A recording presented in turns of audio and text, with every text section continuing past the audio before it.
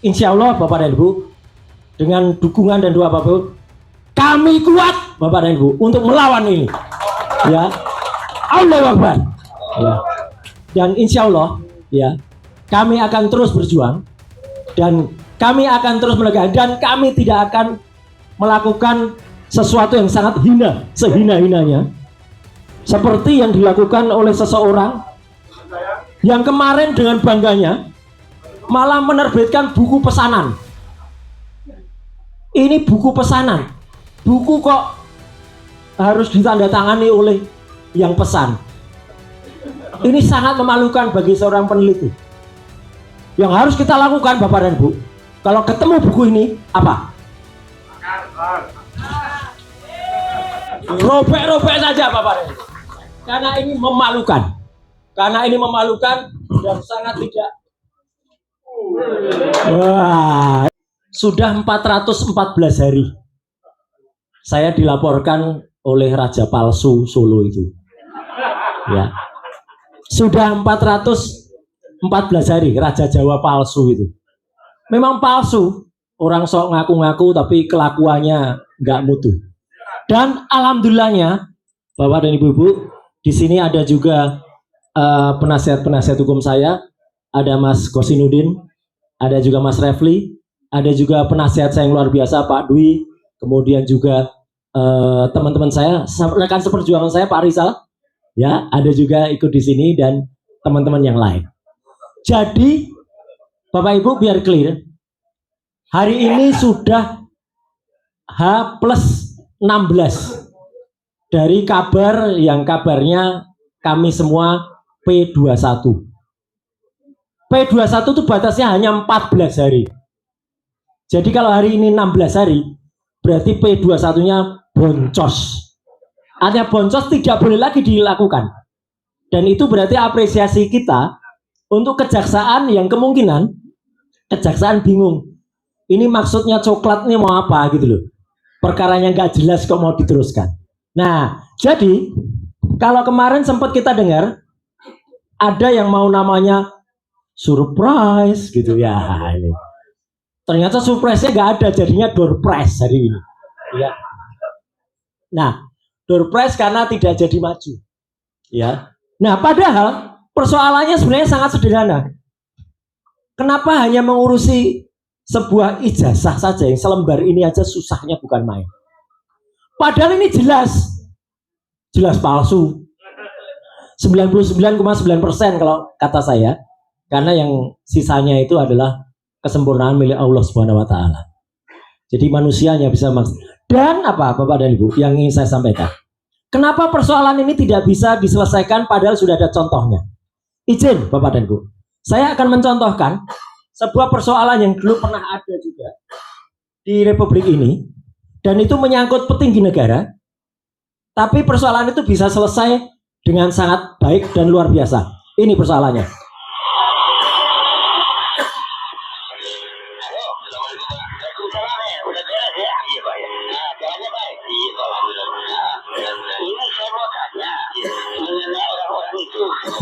Saya tidak perlu putarkan panjang, karena panjang.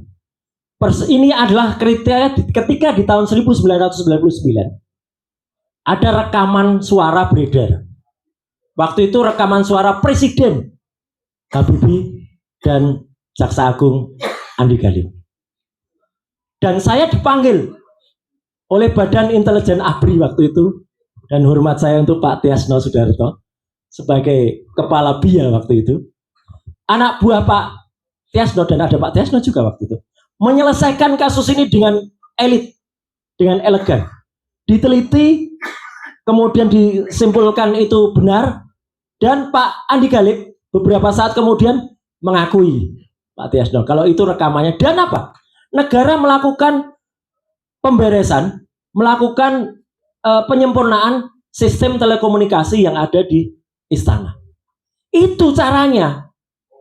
Jadi kalau ada kebocoran kepada misalnya ada ijazah atau ini nggak palsu, harusnya bukan penelitinya yang kemudian dikriminalisasi, tapi harusnya sistemnya yang kemudian dikoreksi agar jangan sampai kasus orang berijazah palsu semacam ini bisa menjadi kepala negara.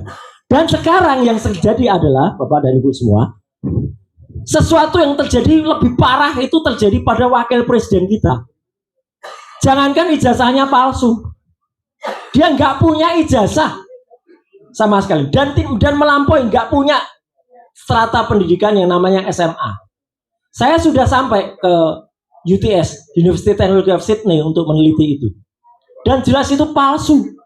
Artinya palsu itu nggak ada, sejarah pendidikannya palsu. Dan negara ini, artinya orang yang kemudian menjalankan perintah ini, kemudian malah melakukan kriminalisasi kepada Pak Rizal, kepada saya. Sampai dengan hari ini, yang tadi sudah dikatakan, sudah lebih dari 7 bulan kami statusnya cekal. Tadi saya sudah nyebut Pak Ugro, dan banyak sekali beliau itu juga menyampaikan masukan. Kalau dulu makanya saya hormat Pak Tiasno, Bapak dulu menyelesaikan kasus ini dengan baik sekali. Saya dipanggil ke Pejaten waktu itu, kemudian oleh ahli-ahli dari BIA, diteliti. Saya menggunakan audio spectrum analyzer, dianalisis betul. Kemudian kita komparasi, kita waktu itu melakukan penelitian, dan clear. Dan itu mungkin atas berkat itu, alhamdulillah, Pak Ugro hanya nggak sampai setahun ya, Pak Ugro maaf, Pak Tiasno nggak sampai setahun dia, habis itu beliau menjadi kepala staf Angkatan Darat. Ya, luar biasa. Jadi itu kalau memang orang lurus, ya seperti ini. Ini luar biasa. Jadi jangan takut. Dan itu pesan saya kepada para para pemegang jabatan sekarang. Jangan takut untuk berkata, katakan benar kalau itu memang benar. Nah, jadi saya waktunya tidak lama, tapi saya ingin menyampaikan bahwa insya Allah Bapak dan Ibu, dengan dukungan dan doa Bapak Ibu, kami kuat Bapak dan Ibu untuk melawan ini. Ya, Allahu Akbar. Ya. Dan insya Allah, ya, kami akan terus berjuang, dan kami akan terus menegakkan, dan kami tidak akan melakukan sesuatu yang sangat hina, sehina-hinanya, seperti yang dilakukan oleh seseorang yang kemarin dengan bangganya malah menerbitkan buku pesanan. Ini buku pesanan, buku kok harus ditandatangani oleh yang pesan. Ini sangat memalukan bagi seorang peneliti. Seorang peneliti ini sama memalukannya dengan peneliti Indonesia yang kemarin di forum internasional ketahuan kalau dia plagiat. Sayangnya dari Jogja juga itu. Ketahuannya. Ya di forum internasional. Sama. Dia menulis buku berdasar pesan. Dan tidak ada sejarah di dunia itu. Orang meneliti yang tadinya mengatakan 11.000 triliun % palsu, sekarang mengatakan ijazahnya asli. Nggak ada orang dengan pikiran bisa dirotasi, kemudian bisa putar otaknya seperti itu tuh keterlaluan sekali nih si orang ini. Jadi apa ya Bapak dan Ibu? Saya kemarin juga sudah tunjukkan yang harus kita lakukan Bapak dan Ibu. Kalau ketemu buku ini apa? Robek-robek saja Bapak dan Ibu. Karena ini memalukan. Karena ini memalukan dan sangat tidak. Wah, itu. Dan ini Bapak dan Ibu, kalau dalam cerita pewayangan Bapak dan Ibu, keren, Masya Allah. Bumi goncang-gancing. Alkisah dulu pernah ada dan sekarang masih hidup yang namanya Petruk. Petruk saja Pak. Ya Bapak. Oh ya, maaf Pak. Terima kasih Pak Edi, ini bagus banget nih. Sama soalnya kita jadi korban juga dulu oleh Petro ini. Kita dulu masuk kalau beliau gara-gara jin buang anak. Kalau saya gara-gara stupa bergambar Jokowi. Iya kan? Kita alumni semua Pak, alumni pesantren. Petro ini saking jahatnya, dia sekarang sudah berubah jadi buto yang galak. Wah, di balik Petro ini ada buto. Dan seorang peneliti yang kemudian sudah balik arah itu. Siapa itu? Itu adalah Sengkuni. Wah. Jadi ini kalau dalam cerita pewayangan, itu namanya Sengkuni, kemudian bekerja sama dengan Petruk. Nah, jadi Bapak dan Ibu, Sebenarnya kita memang harus belajar sejarah, tapi sejarah kebilakan bagus sekali, sejarah perjuangan bagus sekali, dan memang pemuda itu juga tidak bisa dilepaskan dari sejarah Republik ini. Makanya Bapak dan Ibu, saya juga tadi wawancara oleh TV apa tadi namanya, ya, ya, saya ingin agar pemuda, contohlah bapak-bapak kalian ini, ibu-ibu kalian ini yang saya mengatakan ini adalah purnawirawan garis lurus. Ya, contohlah mereka. Ini pesan saya untuk generasi muda. Dan kalian jangan mencontoh seorang yang palsu ini. Ini bagian terakhir, Mas Adi. Sebelum saya dulu. Ini adalah seorang yang yang dikenal dengan nama al-ijazah al-falsu. Sekian, terima kasih. Wassalamualaikum warahmatullahi wabarakatuh. Terima kasih, Pak Adi. Luar biasa sekali, kita berikan tepuk tangan dulu yang meriah kepada Bapak Roy Suryo.